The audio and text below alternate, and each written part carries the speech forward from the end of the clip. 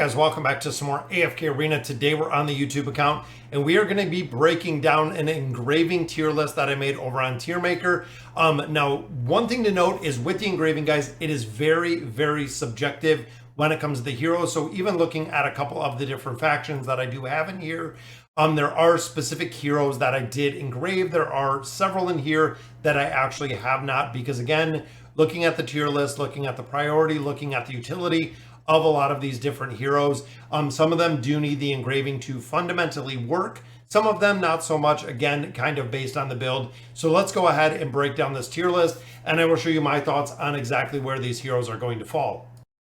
All right, guys, so we're going to go ahead and break this down. Now you can see I tried to kind of segment the E60s, the 30s, so on and so forth. So let's go through this and I'm going to show you. So the first row is E60 or higher. Now, ultimately, when you look at a majority of the heroes within this classification of the TierMaker, it is your heavy damage dealers that are going to benefit incredibly strong by the stats that they get. It is not just hitting the E60 to fundamentally get the skill that it unlocks or the ability that it unlocks, but it is the damage. So first one we look at, guys, is the awakened version of Belinda. Now, most players do run her at an E67, and you'll actually see through here as I kind of explain it, a lot of the heroes in here are run at that exact same level. So it is kind of the E67 to add more attack, to add more haste, to add more crit damage amplification, things of that nature to these heroes in AFK Arena that do a lot of damage. So again, the awakened version of Belinda gets taken to an E67, where similarly you have a hero like Scarlet that goes to an E66, so a little bit less, I guess, again, based on the attack and the crit damage amplification. Now, you also do have a couple heroes like Solus. Overall, guys, she is taken to a 67, so it is a little bit higher. Again, when you start getting above 60, it gets very expensive to continue building out these heroes.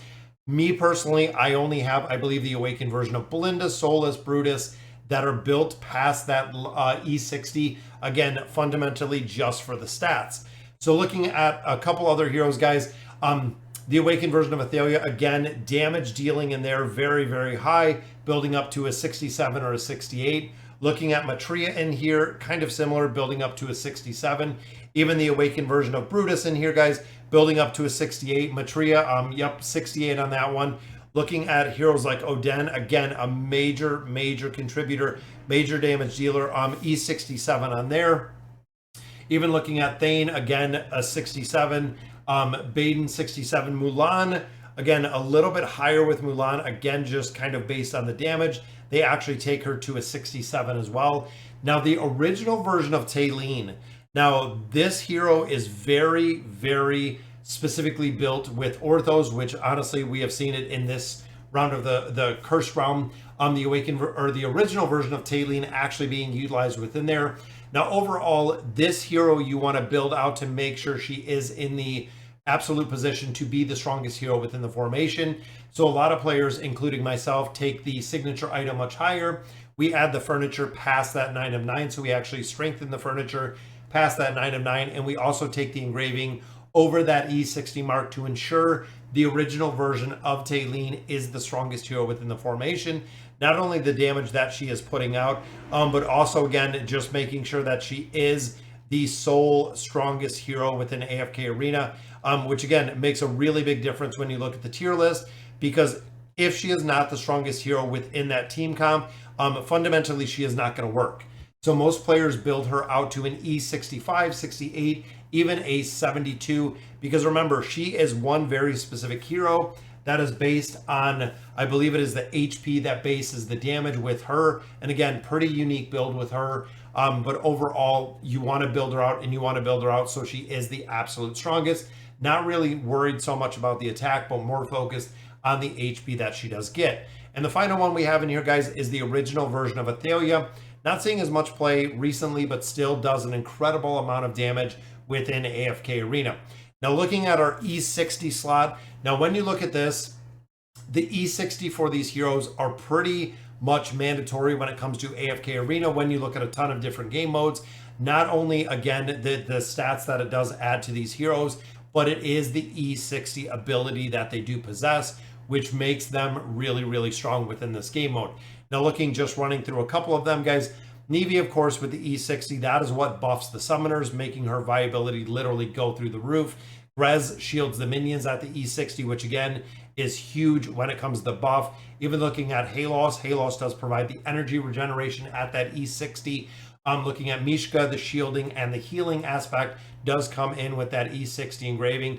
Anasta is the damage mitigation, so that Brawler's protection actually going on up to all of those enemies. Looking at Amelia, she has that immunity when she dies. So if she dies, it goes in, Puck actually goes in a rage, and she does an incredible amount of damage. Now, I'm not a big fan of Amelia's E60 just because it is situational, but a lot of players have said it is an absolute necessity if you're running Amelia within formations. Now, Kanisa and Rook, of course, it is the survivability and the energy disintegration that he possesses, making him huge. Looking at Ogath, looking at Frampton, two very strong heroes, heavy PvP, the abilities to really amplify the damage or the ability to do damage, which is the same with Audrey and also with Valoris. And then we have Entendre in here with the E60, which of course does provide the healing from the mark. So that is really one of the big things, guys, if you want her to survive. And again, she seems to run in a couple random game modes. Cursed Realm, we see her every now and then. A couple different places we do see her, but again, those are a really, really strong priority when it comes to the 60. Now, looking at the E30 or higher, a lot of the heroes in here could be elevated up to that E60, but again, we're looking at kind of the baseline priority. Like when you look at Raku, when you look at Leonardo, when you look at Kren, a lot of them have, you know, the E44 builds, the E37s, the E47 builds, a lot of different builds within these kind of game modes that kind of change it up a little bit to where you'd actually want to build them or where you do need to build them to really have a lot of the effectiveness when you start getting down the tier list. Even looking Leonardo at like an E39, Raku at an E38, looking again higher than the regular base 30 just for the stats, just for the added skills and abilities. Even looking at Orin, again, Orin very, very strong. E60 on him would be ideal, but if you don't have enough to build him up to really that ideal, or building him up to really that level, he will work below that 60 mark. Now, Ainz, again, E30, E60, you could actually move Ainz up here. Again, doesn't really see as much gameplay, but you could fundamentally get any of these heroes built up much higher. And of course, the damage is going to be increased, the skills and abilities are going to be increased. But again, with kind of this subset of heroes within here that don't need to be built to 60, that don't have a game-changing level 60 or an E60 ability, but still has a lot of utility in that 30 plus category, which is why we kind of put them in here.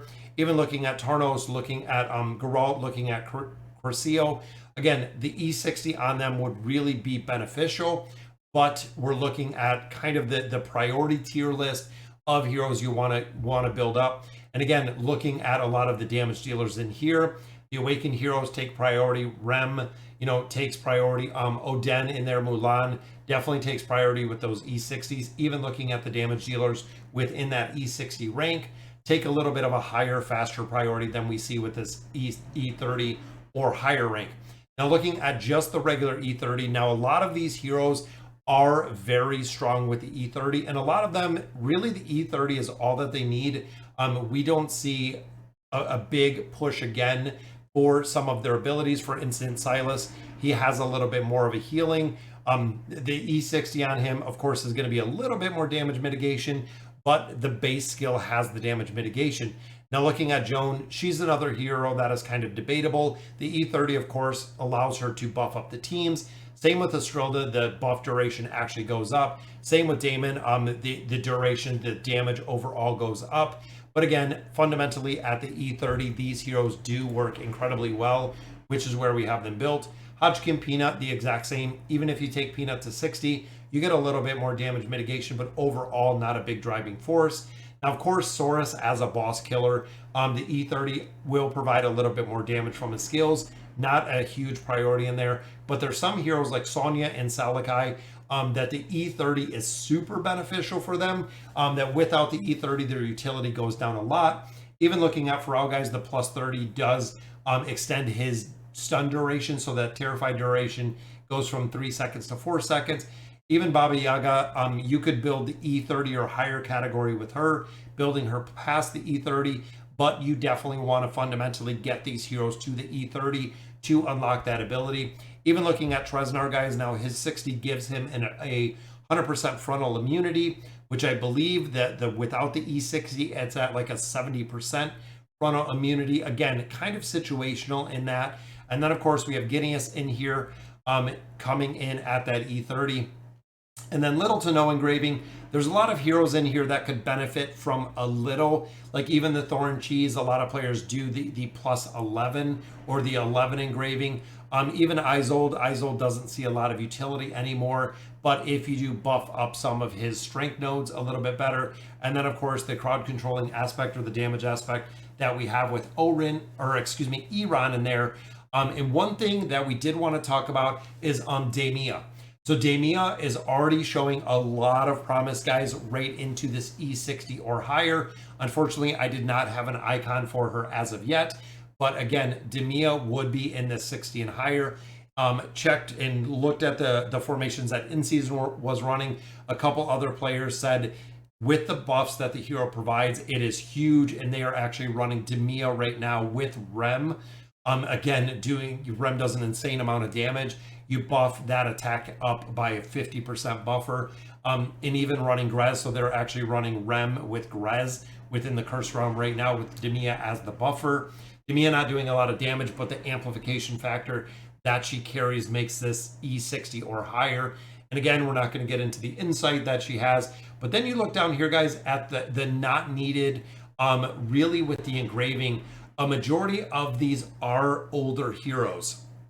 Now, with that being said, guys, there can be kind of a somewhat of a beneficial node depending on where you use these heroes, that you could take them a little bit higher. You could provide them with a little bit of engraving, but again, we're looking at the priority heroes. So even looking at the higher list, I mean, when it looks at the the E60s and then all the E30s, remember all the heroes, even in these top two nodes, you have to take all of these heroes to an E30 before we move on to the E60.